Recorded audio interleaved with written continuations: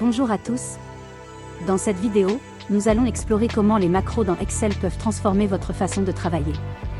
Les macros sont des outils puissants qui permettent d'automatiser des tâches répétitives, vous faisant gagner un temps précieux et réduisant les risques d'erreurs humaines. En automatisant vos processus avec des macros, vous pouvez non seulement améliorer l'efficacité de votre travail, mais aussi réduire les coûts opérationnels. Imaginez pouvoir accomplir en quelques secondes ce qui vous prenait auparavant des heures. Rejoignez-nous pour découvrir comment créer et utiliser des macros dans Excel, et voyez par vous-même comment cette fonctionnalité peut optimiser vos opérations quotidiennes.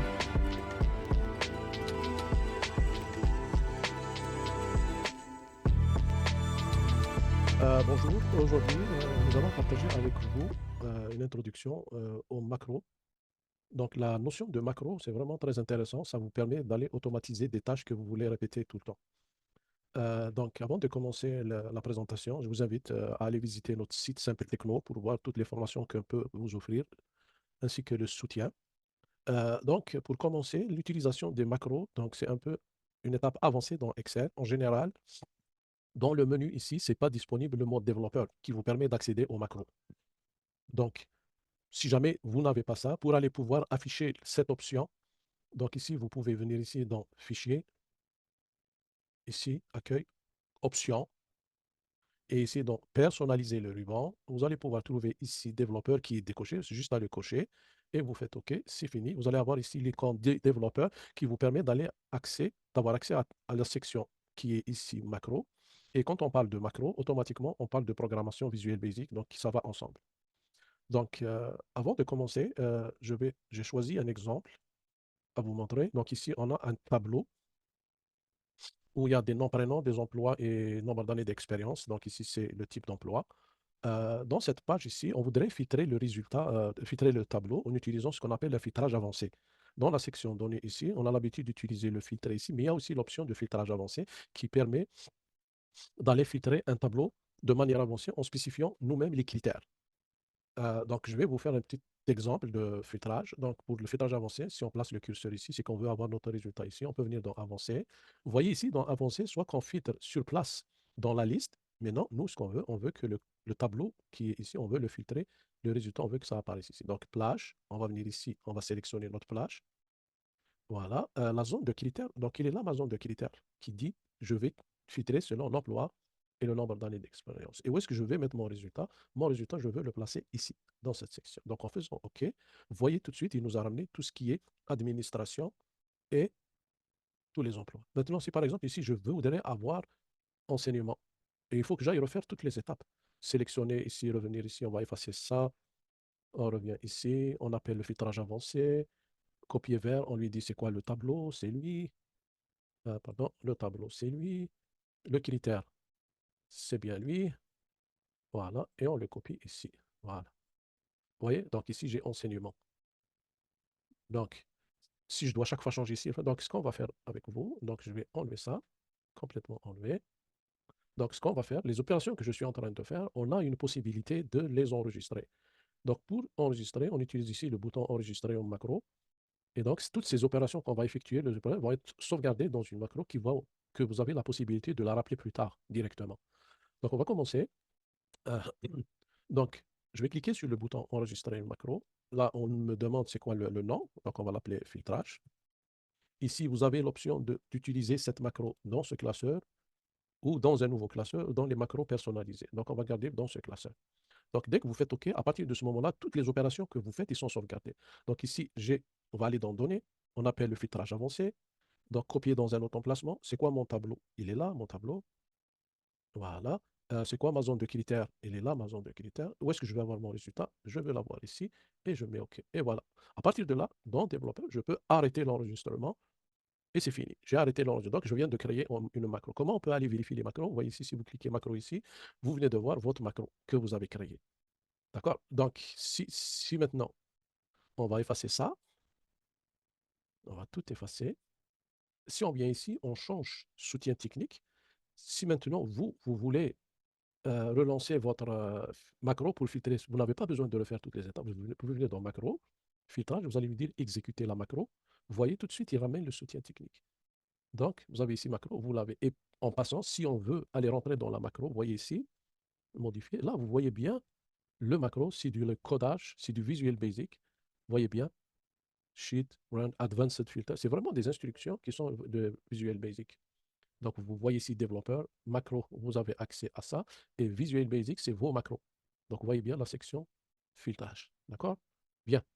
Alors maintenant, on a créé notre macro. Donc, on va pouvoir l'utiliser, cette macro. Maintenant, ce n'est pas intéressant chaque fois d'aller dans macro, chercher la macro, exécuter. Ce n'est pas intéressant. Donc, on va pouvoir combiner ici, on va pouvoir combiner la macro avec des boutons ici. Donc, on peut venir ici ramener un bouton. Ce bouton, on va lui dire, quand je clique sur le bouton, va exécuter la macro. Et je mets OK. Vous voyez maintenant ici, donc si on appuie celui-là, filtrage, voilà, donc on va effacer les données. Alors, je vais changer par exemple ici, je mets enseignant, je mets filtrage. Vous voyez, on va effacer, et on refait. Je change ici maintenant par exemple soutien technique, disons supérieur ou égal à 10, ou bien supérieur à 10 tout court. Voilà, et on lance le filtrage, vous voyez, ça donne automatiquement. Si on ajoute le égal à 10, si on enlève, donc automatiquement on fait le filtrage. Vous voyez bien, l'avantage de créer la macro, c'est que maintenant chaque fois que je veux appeler la macro, j'ai juste à cliquer sur le bouton, donc ça automatise vraiment la macro. Maintenant, pour éviter chaque fois d'effacer le tableau avant d'appuyer sur le filtrage, on va pouvoir créer maintenant une macro qui nous permet d'abord d'effacer tout le tableau. Donc ça, c'est très facile. Donc qu'est-ce qu'on fait? On va juste venir enregistrer une macro, on va l'appeler effacer. Là, pardon, effacer. Oh, mais OK. À partir de là, tout ce qu'on a sélectionné, c'est correct. Maintenant, on va pouvoir sélectionner, par exemple, toutes ces lignes ici, qui va être à peu près la taille du tableau, et on va faire supprimer. Là, il a tout enlevé. Là, je peux arrêter l'enregistrement en passant, vous voyez ici, arrêter, ou on peut arrêter ici. Et c'est fini. Là, l'enregistrement a été fait. Donc, si vous venez ici, dans macro, vous voyez ici, effacer. Si je viens ici, vous voyez bien ici, la sélection des lignes est effacée. D'accord? Donc là, maintenant, on peut ajouter ici un bouton qu'on va appeler effacer. On va le mettre ici. On va exécuter la macro effacer et on va l'appeler effacer. Et voilà. À ce moment-là, maintenant, si on change, par exemple, moi, je cherche tout ce qui est administration supérieure à 10, je fais mon filtrage, il y a un seul. Donc, je peux faire effacer. Vous voyez, donc ça efface. Là, vous avez remarqué qu'il y a la sélection parce que quand j'avais créé la macro, j'aurais dû cliquer ici pour que le curseur enlève la sélection. Donc, ce n'est pas aussi grave. Si je change, par exemple, ici, je reviens à enseignement supérieur ou égal à 10, si je me filtre, vous voyez, et je peux faire effacer. Donc, vous voyez maintenant la relation entre les boutons ici et les macros que vous avez ici. Les deux, ils sont ici. Donc, ça c'est vraiment intéressant. En passant aussi les macros que vous avez ici, vous avez beaucoup d'autres options que vous pouvez aller affecter à un bouton. Par exemple, quand vous faites CTRL 10, CTRL 5, par exemple, la macro sera exécutée. D'accord? Donc ici, si je vais faire par exemple un petit test, disons, on va lui affecter CTRL, CTRL, par exemple, CTRL 5. On met OK. Des lettres, pardon. Donc CTRL, disons, O. Shift, CTRL O. On met OK. Et on ferme. Bon, je vais refaire mon filtrage, et voilà, et on fait Shift, CTRL O, vous voyez, ça efface. Donc Shift, CTRL O, c'est un raccourci par rapport au clavier si vous ne voulez pas affecter un bouton.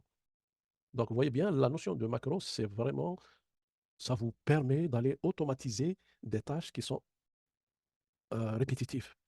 Donc ça, c'est vraiment intéressant. Et pour finir, sachez que vous avez des options ici, par exemple, juste pour vous donner l'idée, hein, c'est juste pour le...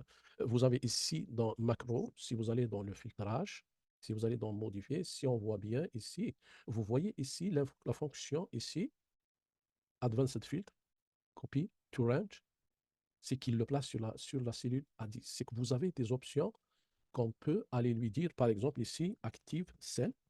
Ça veut dire qu'on lui dit que tu vas filtrer sur la cellule actuelle. Donc, si on sauvegarde ici, si on ferme ça, si je mets mon curseur ici, je mets filtrage, vous voyez, ça filtre ici. Par exemple, je fais administration, je mets mon curseur ici, je mets filtrage, ça filtre ici. D'accord? Donc, par exemple, si je mets soutien technique, je mets mon curseur ici, et je mets filtrage. Vous voyez, ça filtre sur place. Donc la macro, vous venez de voir qu'on a réussi à modifier la macro directement. Donc ça, c'est une petite introduction à la notion de macro auquel c'est relié la programmation en Visual Basic et qui vous donne l'option d'aller changer toutes les options. Donc vous voyez bien maintenant l'idée principale, c'est quoi une macro, où est-ce que la possibilité que vous pouvez avoir en utilisant les macros. Donc je vous rappelle que vous pouvez aller consulter notre site pour voir toutes les formations qu'on peut vous offrir et n'hésitez pas à commenter la vidéo si jamais vous avez besoin de votre tutoriel. Il nous fera plaisir de vous aider sur ce. Je vous remercie pour votre attention.